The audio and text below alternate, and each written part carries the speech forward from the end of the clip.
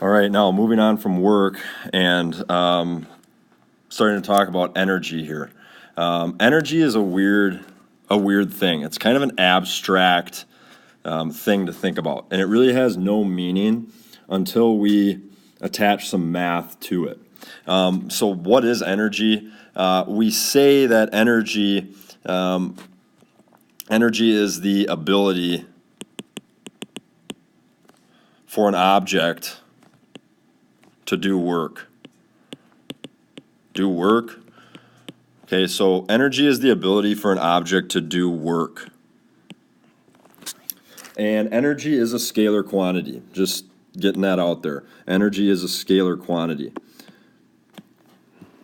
Now, there's some different types of energy that we can talk about, and that's how I'm going to introduce energy to you in this video lecture. Now, we have this big, broad category of energy, which is called mechanical energy.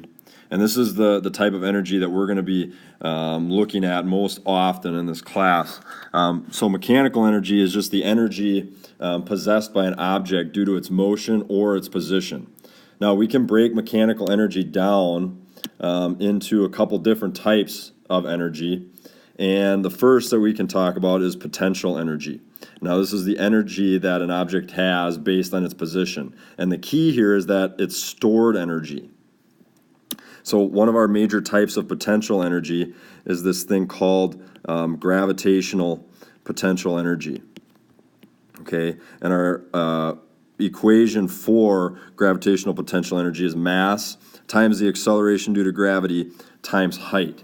So gravitational potential energy is the energy, the stored energy an object has based on its position from some reference point. Okay, so this is gravitational potential energy.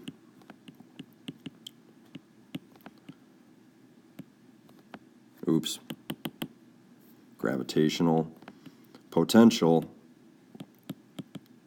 energy. Okay, so just a quick example here. Let's say that I have a ball sitting on top of a cliff, and it's at some height. Okay, it's at some height above this reference point on the ground. Okay, so because this ball is at some height above our reference point here, it has some amount of gravitational potential energy. It has the ability to do work, but it's just not quite doing it yet. Okay, the next type of potential energy that we will discuss in this class is elastic potential energy.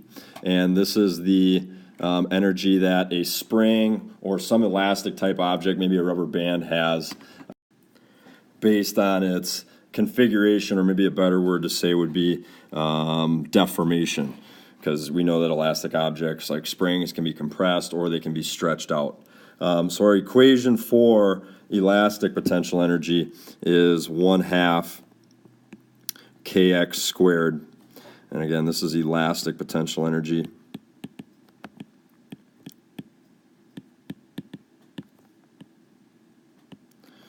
Now, this equation should look a little bit familiar to you when we talk very briefly about Hooke's law and forces on springs. So this K here is just our spring constant, and then our X is our displacement from some equilibrium position. So, if we have a spring here, and that's its relaxed position, its normal position, and we stretch it out some amount, okay, that's X.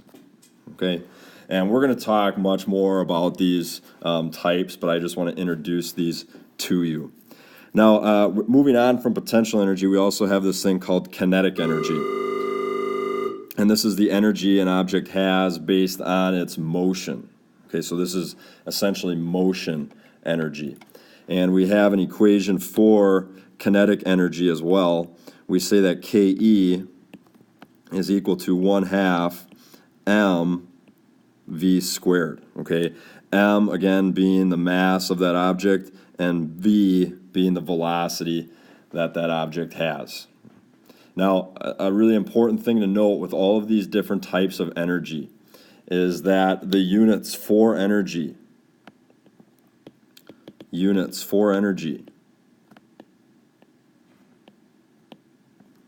are joules. Units for energy are joules.